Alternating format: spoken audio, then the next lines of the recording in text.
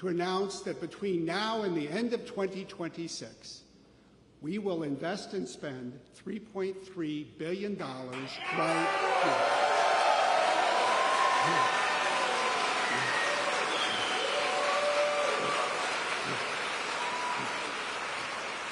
here. Working with all of you, we are going to build something special with the help of some very special people. More than 2,000 people who have union jobs, the electricians, the plumbers. Yes.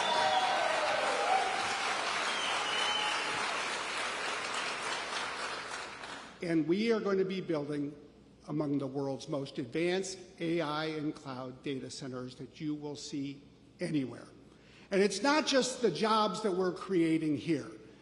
We are creating manufacturing jobs across the state of Wisconsin. As we get steel from near Wausau, as we get chillers from La Crosse, as we get generators from near Madison. This is literally creating jobs across the state of Wisconsin.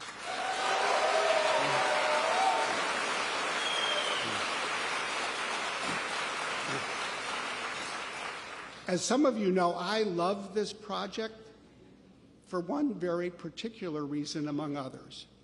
From the age of 9 to 14, I literally lived just 3 miles from here.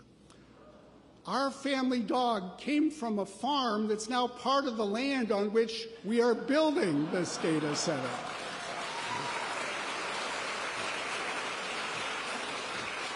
But I want you to know, this isn't just about building a building, and it's not just about the manufacturing jobs of today. More than anything, this project is about using the power of AI to fuel the future of manufacturing companies and jobs and skills across the state of Wisconsin and around the country. That is what we are building together.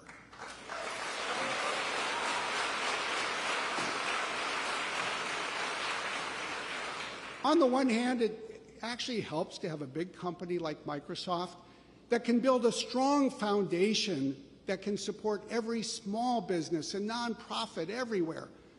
But more than that, as you all know, it takes a community. And one thing that I've always felt is so important about the work we are doing here is to under-promise, over-deliver, and work with the community. That's what I learned growing up here. It's the way to do business here. That is what we're doing with all of you. And the partnerships that have come together are truly, in my view, inspiring. It's our work with Gateway Technical College to create a data center economy that will train more than 1,000 people to fill the operational jobs that this new facility will require. It's the partnership with the United Way of Racine County and with the state of Wisconsin and with other partners. We will train more than 100,000 people in Wisconsin by the end of the decade so they have the AI skills to fill the jobs of tomorrow.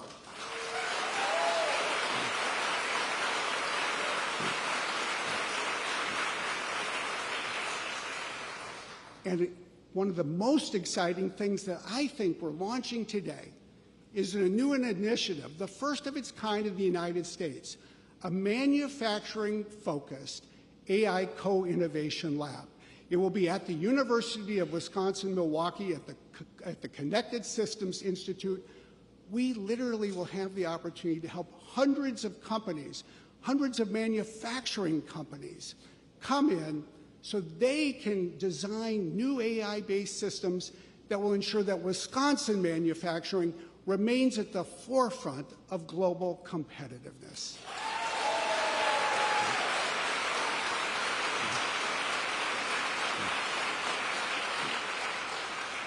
And the partnerships that we're building on.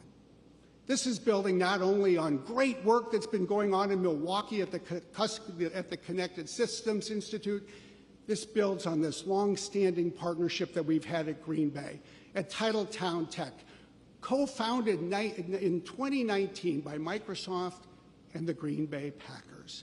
And now we are connecting Titletown Tech with UW-Milwaukee, and oh my gosh, thank you to Mark Murphy and Ed Policy. As you all know, there are two things that unite the people of Wisconsin: God and the Green Bay Packers.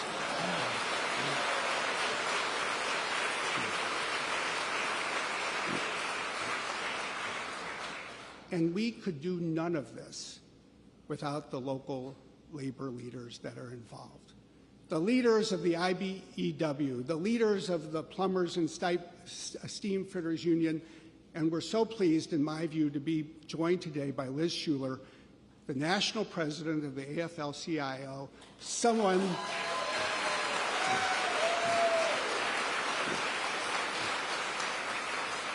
I have learned so much from Liz about how a great technology company and a great set of labor organizations can forge the kind of partnership that will create the jobs and opportunity for the people, not just of today, but for the future. And then I just want to say, it starts at the local level. Mount Pleasant, what an extraordinary place. When I look at Dave DeGroot, the village president, when I see the county executive for Racine, for the mayor of Racine, Governor Evers, from his first meeting with me, to do the things that needed to be done to make this happen. But I want you to know something else, because I think it's especially fitting on a day like today. Everything that we are doing here in Racine County, Wisconsin, is also benefiting directly from the work of this White House and this president over the last 4 years.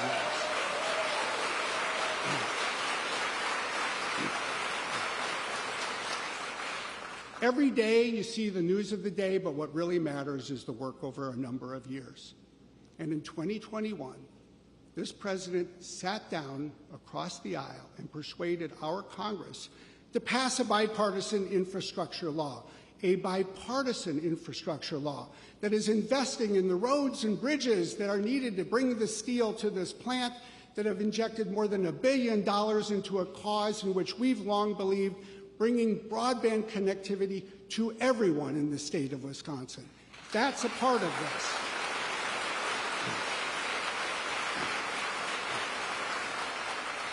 And then again in 2022, it took people coming together in Washington to pass the CHIPS and Science Act, because believe me, a data center without chips doesn't do very much for anybody. And again in 2022, because of the Inflation Reduction Act, it became possible to aim higher to achieve the climate and energy goals that also are indispensable to what we need to do as a company and all of us need to do as a community right here. And then last year in 2023, this White House, this administration, and this president really led the tech sector and the country and even the world to recognize how much AI was changing the world, but that we need to ensure that it's safe, that it's secure, that it's used responsibly. And they brought people together so we could move fast to do precisely that. And finally, every day since the first day of the inauguration in 2021, I just have to say, as someone who spends part of every single day working on and worrying about the cybersecurity protection of our customers in this nation, no administration has done as much as this administration to protect the cybersecurity of our communities and our country as a whole.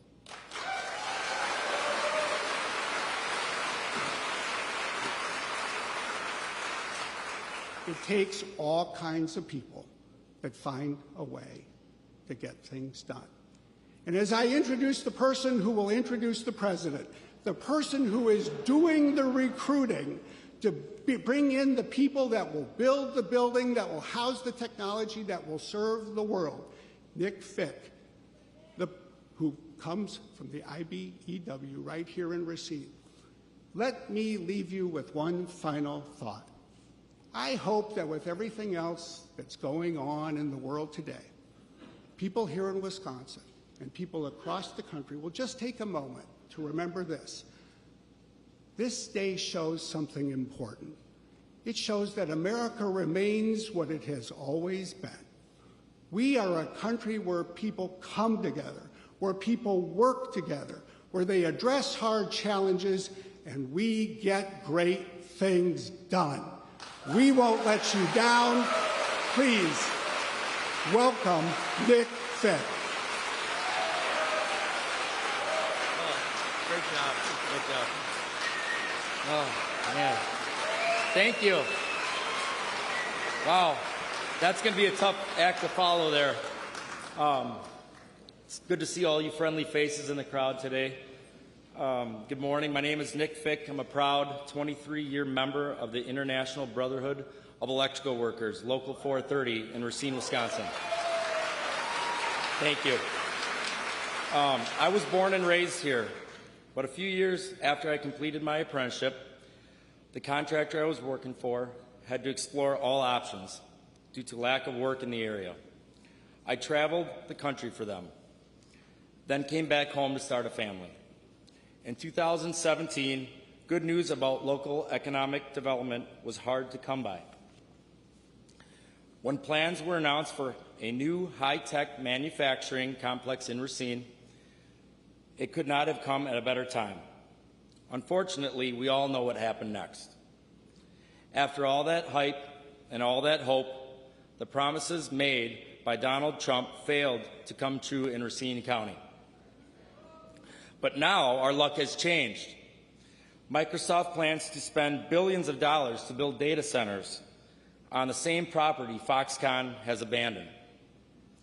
Now Local 430 members are installing temporary power and lighting along with the preliminary underground work needed. And this is just the start. They are calling this site Microsoft's crown jewel, the biggest footprint of any Microsoft facility in the world.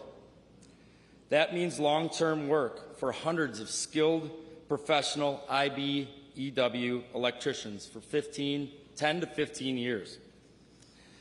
Now, I have the good fortune to have the job here at home organizing electricians into the IBEW. Thank you. Thanks to Joe Biden, advanced manufacturing jobs are coming back to America and back to our hometown. We are grateful to Microsoft for investing in America and here in Mount Pleasant. And also to President Biden, who promised to bring infrastructure back, to bring manufacturing back, to bring good-paying union jobs back. Ladies and gentlemen, Joe Biden keeps his promises. It is an honor for me to introduce to you the President of the United States of America, Joe Biden.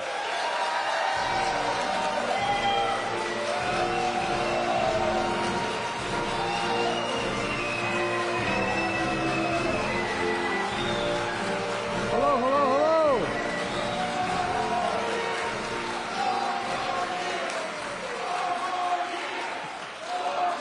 Thank you, thank you, thank you. Hello, Wisconsin. And Nick, thanks for that introduction. Look, before I get started, I want to set the record straight. Please sit down. I went to a Catholic high school in Delaware, taught by the Norbertine priests from St. Norbert's College. You know, a little team called Green Bay. Now, here's the deal. We were the only high school in Delaware that overwhelmingly rooted for Green Bay. Not a joke, I'll tell you why. Every single Sunday. Not only did they have great teams at the time, we still do, but not only that, my theology professor at the Catholic school I went to was a guy named Riley, last name, and he had been drafted by the Green Bay Packers, and he decided to become a priest before that, so he didn't go. But every single solitary Monday that Green Bay won, we got the last period of the day off. Now, we Catholics call that indirect bribery, but it worked. It's always great to be with one of the best governors in America, Tony Evers. Tony,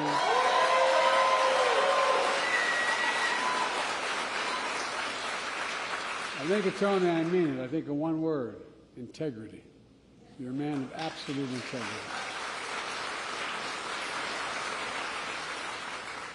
And what I'm really doing, I'm really auditioning for a job with a little company that's going to build something out here. Thank you for the comments you made about what we're doing together. Well, look, while she couldn't be here, I want to thank one of the best U.S. senators in the United States of America, and a good friend of mine, Tammy Baldwin. I mean it. You also got a great mayor in Racine, Corey Mason.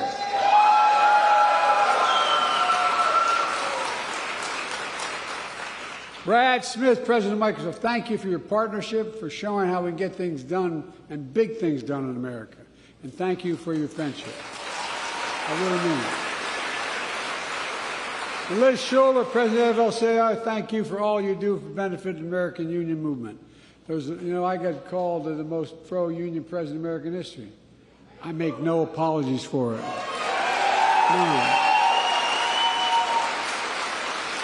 I'm serious. Middle class built America, but unions built the middle class. I've been saying that for a long time. Folks, I'm here to talk about a great comeback story in America. I'm sure you remember, Racine was once a manufacturing boomtown all the way through the 1960s. Power companies invented and manufacturing Windex, portable vacuum cleaners, and so much more, and powered by middle-class jobs.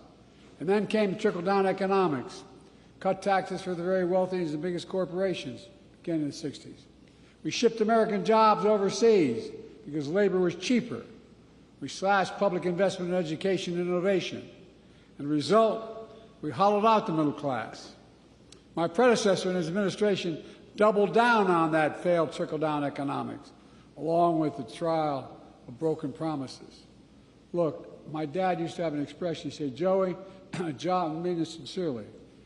My dad was a well-read man, never got to go to college, but he was a good man all across the board. And he'd say, Joey, remember, a job's a lot more than a paycheck. It's about your integrity. It's about your dignity. It's about being treated with respect. It's about being able to look your kid in the eye and say, honey, everything's going to be okay. In fact, 6 years ago, when my predecessor came to Racine with the promise of, quote, reclaiming our country's proud manufacturing legacy. Well, we had Infrastructure Day every week for 4 years, didn't build a damn thing. He and the administration promised a $10 billion investment by Foxconn to build a new manufacturing complex, create 13,000 new jobs. In fact, he came here with your Senator, Ron Johnson, literally holding a golden shovel, promising to build the 8th wonder of the world. Are you kidding me? Look what happened. They dug a hole with those golden shovels, and then they fell into it. Look, they didn't shovel other dirt. They did shovel some dirt. 100 homes were bulldozed. They wasted hundreds of millions of dollars of your state and local tax dollars to promise a project that never happened. Foxconn turned out to be just that, a con. Go figure. In just 4 years under his administration, instead of creating 13,000 jobs in Racine, my predecessor and 1,000 manufacturing jobs, rather than creating them, 1,000 manufacturing jobs left Racine. 83,500 total jobs left Wisconsin during my predecessor's term. But that's not on my watch. We're determined to turn it around. Thus far, since we've come to office, we've created, and with the governor's overwhelming leadership, we've created over 178,000 jobs in Wisconsin. We're going to create more here in Racine, and big time.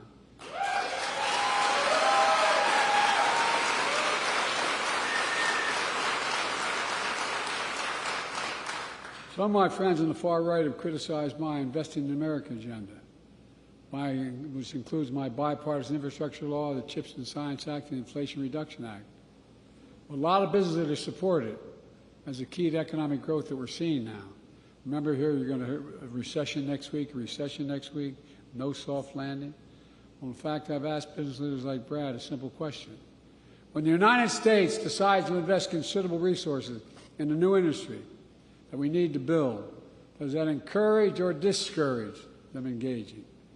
The answer overwhelmingly is it encourages business investment. And that's what we're seeing now with our administration. My Investing in America agenda is fueling historic boom in rebuilding our roads and bridges, developing and deploying clean energy, revitalizing American manufacturing, and so much more. So far, we've created $866 billion in private sector investment nationwide, almost $1 trillion. Historic amounts in such a short time. Now, it's literally creating hundreds of thousands of jobs, building new semiconductor factories, electric vehicles and battery factories, and so much more, all here in America. Today, it's another example of the private sector optimism. Microsoft, as the President already pointed out, is investing $3.3 billion to build a new data center here in Racine. That's going to help operate one of the most powerful artificial intelligence systems in the world, and I've gone around the world, literally, not figuratively, meeting with the leading architects of AI. It's going to result in 2,300 union construction jobs just to build a new facility.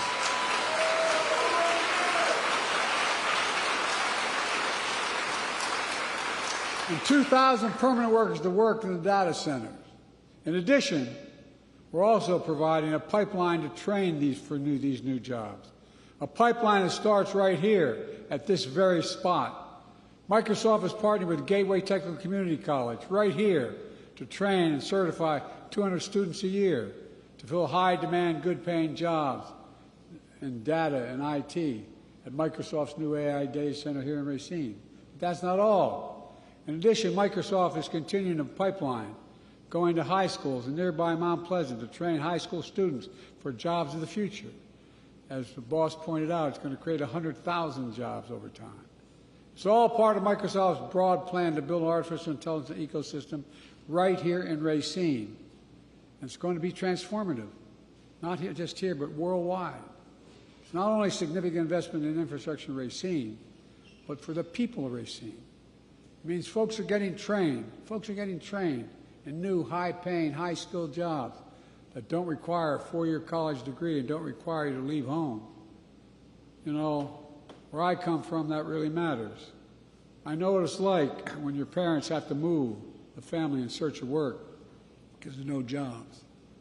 What it does to the family's dignity. My wife, Jill, who teaches full-time at a community college, cares a lot about this as well. Last year, she announced our first 5 workforce hub sites to build a pipeline of workers and industries that create the new hometowns. There are new hometowns in Phoenix, Baltimore, Columbus, Ohio, Augusta, Georgia, building everything from semiconductors to electric vehicles. Last month, I announced 4 new hubs to continue to train workers for the jobs of the future, one of which is in Milwaukee, that trains workers to help replace every poisonous lead pipe in America in a decade and funded by the infrastructure law.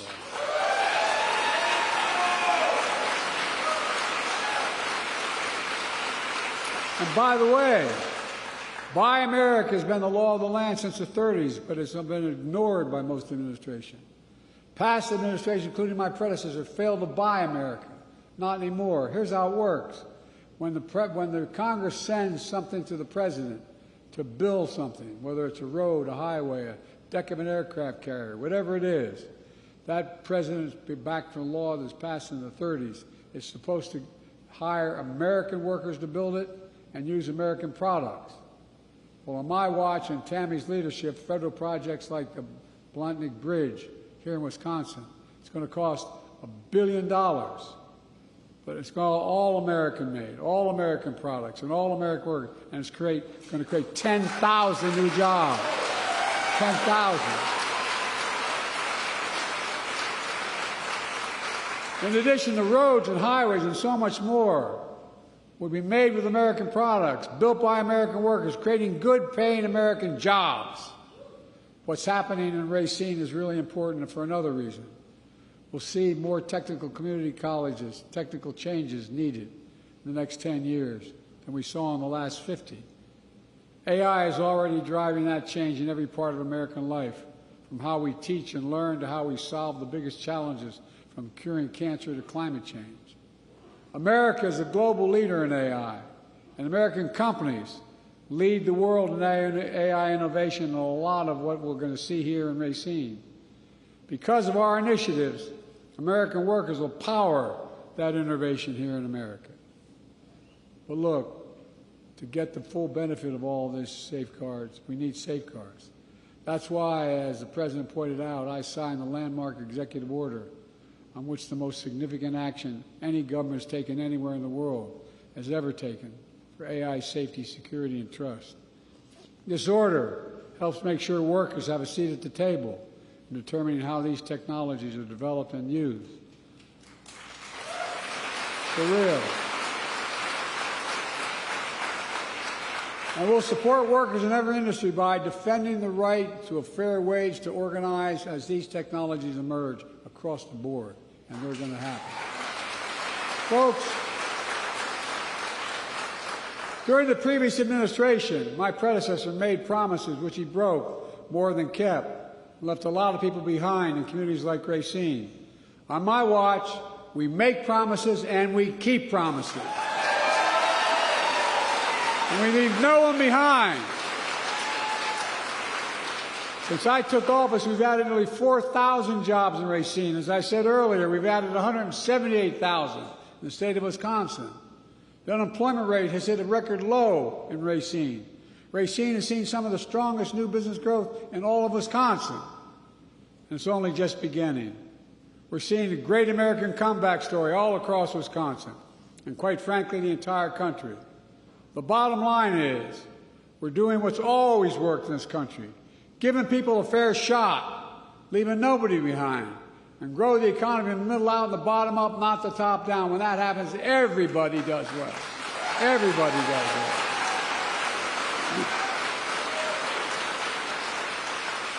Let me close with this.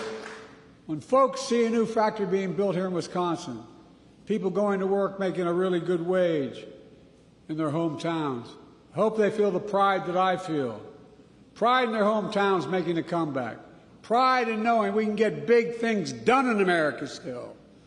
And folks, I've never been more optimistic, and I've only been around a couple years, I know. I know I don't look it, but I'm on 40 plus 2 types. Wait a minute. But I've never been more, I swear to God, I've never been more optimistic about our future. We just have to remember who and else we are. We're the United States of America, and there's nothing beyond our capacity when we work together. Nothing. I mean that. Nothing. The rest of the world looks to us. So keep it going. God bless you all, and may God protect our troops. Thank you, thank you, thank you.